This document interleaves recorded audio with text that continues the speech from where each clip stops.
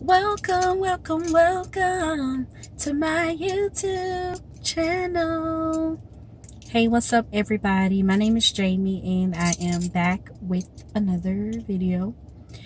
Today, I just kind of wanted to come and just share with you guys about a word that I believe the Lord gave me.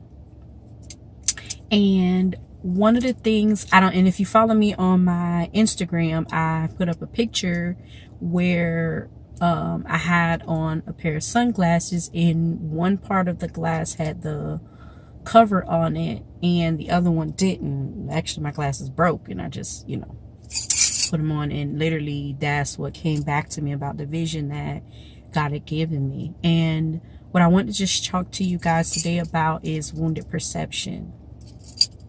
How this even came about: one day I was on my way to work and I was praying, and while I was praying, I heard the word wounded perception. Okay. And for me, I've never in my life heard it before. So I immediately just stopped and was like, God, what are you talking about? Lord, give me more revelation.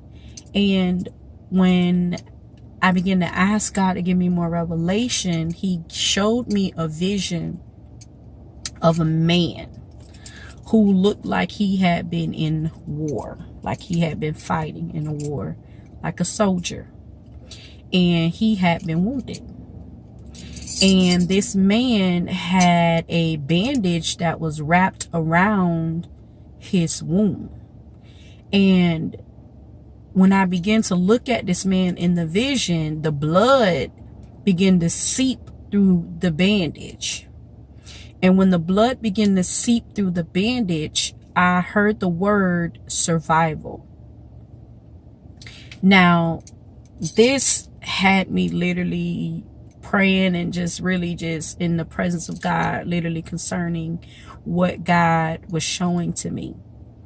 And he brought me to the scripture in 1 Samuel 15 and 16, where Samuel basically had to rebuke Saul for being disobedient to God, and then he had to go and anoint a new king, which was, David, King David.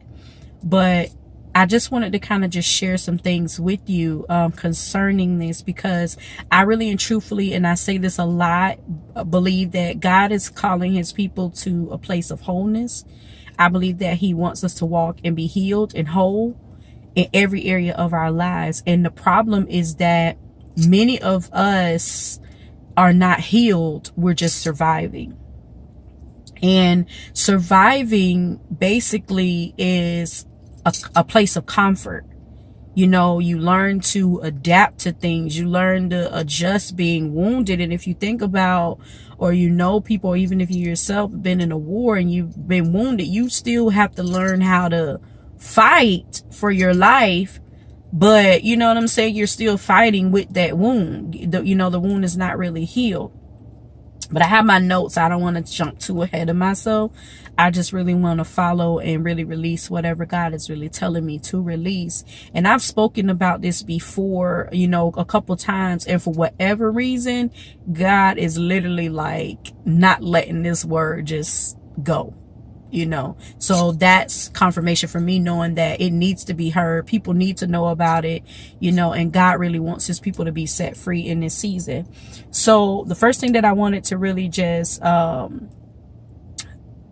release right now, or really just tell you the definition of the word perception. Now, for me, I'm big on, looking up words, finding what they mean, the definitions and all of that. And what perception is, when I looked up the definition, is the ability to see, hear, or become aware of something through your senses. Okay. Now, in the story, and you can go back and read it when you have time, when Samuel went to basically rebuke Saul for his disobedience, he did not completely obey what God told him to do in 1 Samuel chapter 15. Now, mind you, Samuel anointed Saul, was very close to Saul, and I really and truthfully believe that he loved Saul. And so it hurted him to even know that God literally was done with Saul because of his disobedience. And not even just that, Saul had the audacity to lie when he was confronted by Samuel. God told him to kill everybody, and he didn't. He spared King Agag, and I believe it was basically some of the more finer things. Like, he didn't destroy the good things. He just destroyed, the people that felt like was no good, didn't have any type of worth, but he kept like valuable stuff, for himself, and he lied about it when he was confronted. So Samuel came, he finished the job, he killed King Agag and did what God told him to do. But at the same time, he had to deliver a very painful word to Saul. Now, my point for this message today is to look at it from the perception of Samuel. Samuel's a very powerful man of God, one of the men of God in the Bible that I really, truly, truly, truly love. But he had to basically tell Saul, you're no longer going to be king. God is replacing you. Imagine how this felt, being that, I've groomed you, I've trained you, I saw you grow, I saw the good things that God did in your life, and because of your act of disobedience, now I have to obey the Lord and just tell you that God is no longer pleased with you, that he literally is replacing you. And so, he goes, he delivers the word to Saul.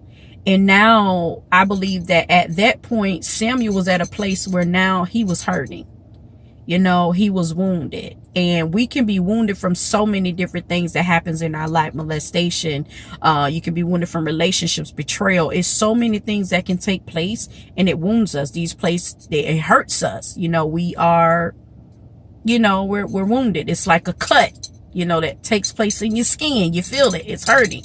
And so what we've learned to do is, especially in the church, we've learned to cover it up. Oh, I'm okay. I'm doing all right. We get this whole defense mechanism, like, I'm good, ain't nothing wrong with me. But yet you're still bleeding. You're still, unforgiving. You're still full of bitterness. You're angry. All of these types of things are still there. And so with the vision, what happened is that even though this man was continuing to function, he was still wounded. That wound was not healed. The wound was still there. And regardless of what it may appear to be in the eyes of others, some way or another, you're bleeding around, the people around you. If they're really spiritual, they can see that you're truly not healed. They can see you're truly still wounded, and you're just surviving. Now, the thing about surviving is, it in a way can also be a form of deception, because the enemy could use that and have us so deceived in our mind to believe that we're healed and we're over a thing when we're really not. I've literally been talking to people and they'll tell me, oh, I'm over that. I ain't mad at them, yada, yada, yada. And yet a few more sentences and you can tell they are not over it. You can tell they are not healed. You can tell they still mad about it. They're still mad at the person. They still don't want nothing to do with the person. They have something negative to say about the person every time that they see them. I myself, he literally had to reveal to me about my hometown. How I was so bitter and angry about my hometown. Literally, I dreamed it. And in the dream, I literally said, God, I hate this place. I hate this place. And why I hated that place was because it reminded me of pain. Everything about it reminded me of pain. It reminded me of hurt. It reminded me of betrayal. It reminded me of so many bad things. So he had to let me know, you need to go back and forgive the place that you were born. Forgive the place that you grew up in. And that's why I would dream so much about me being in houses that I grew up in, because I was still carrying unforgiveness. I was still carrying pain from those places. So we have to get to a place where we are really and truthfully allowing God to heal us. It's not about surviving. Yes, it's a good thing that you survive, but now you have to walk in the place of being healed. See, the thing about when your perception is wounded, see what happened with Samuel is that in first Samuel 16, when God told him to go to Jesse's house to anoint the next king, when he went there and Jesse's first son approached him, he was like, oh, I'm sure he's the one. Why was he so quick to say that he was the one? Because he was familiar. He had the same posture, stature like Saul had. And he immediately said he must be the one. And God had to let him know, no, he's not the one. See, I don't look at things the way that you look at things. I'm looking at the heart of the individual. You're looking at the outer appearance. I'm not looking at that. While he may seem like he's the one, he ain't. And I said it. Why was Samuel so quick to say it? Why? Because it was something familiar. Samuel was not healed from what had taken place with Saul. He was still grieving over Saul. To the point God had to say, how long are you going to continue to mourn over Saul? Don't weep for him no more. Don't pray for him no more. He ain't listening. He's not going to change. It's time to move on now. And even though Samuel was obedient and he went to go to Jesse's house, yet he was still wounded from what took place with Saul. His perception was still wounded. His perception was still tainted because he had not been healed. All Samuel was doing was surviving. He was not healed. And I believe what brought Samuel to a place of healing was with him staying in the presence of God and allowing God to process and prune and purge him, to allow him to be exposed to something new. I remember when I was a little girl and I fell out my mom's truck, I was wounded all over, especially on my face. And when I went to the doctor, he was scraping out the scabs of my wound. And I remember when my mother was asking him why, he said, because he said this wound needs to get exposed to air for it to sink into the depths of it and allow it to be healed.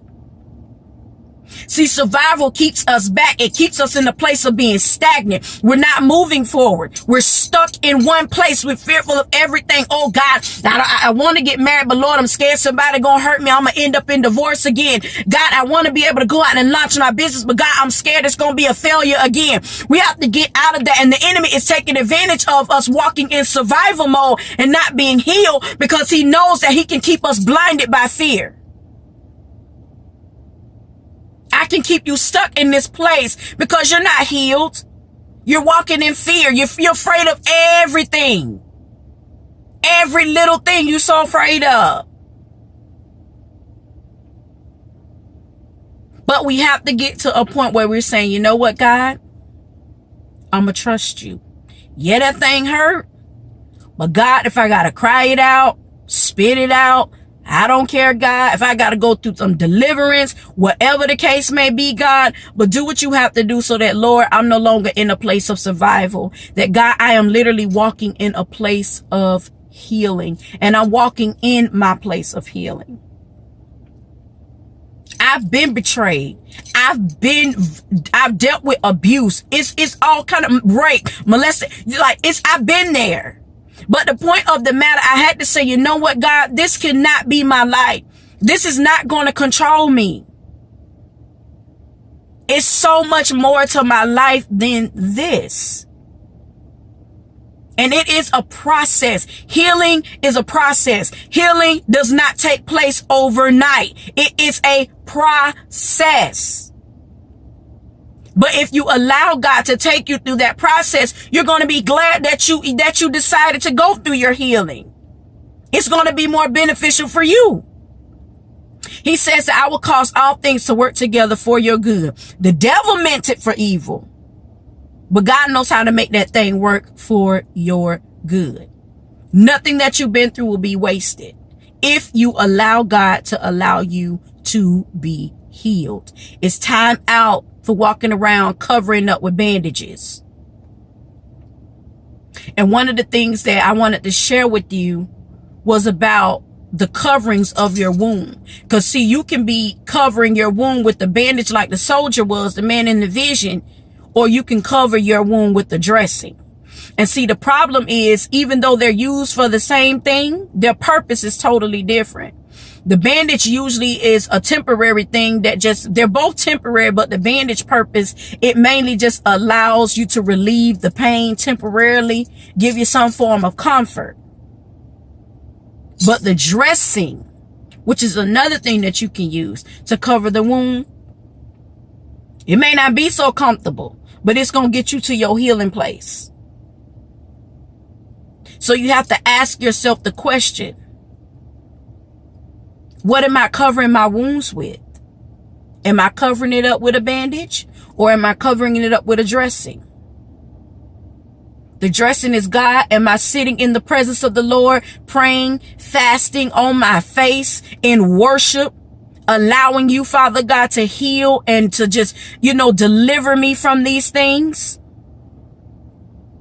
Yes, some of the stuff is very painful. Some of the things that some of you went through, you don't even want to tell anybody. And it's not that you don't want to tell anybody. It's the fact that you're trying to cover and protect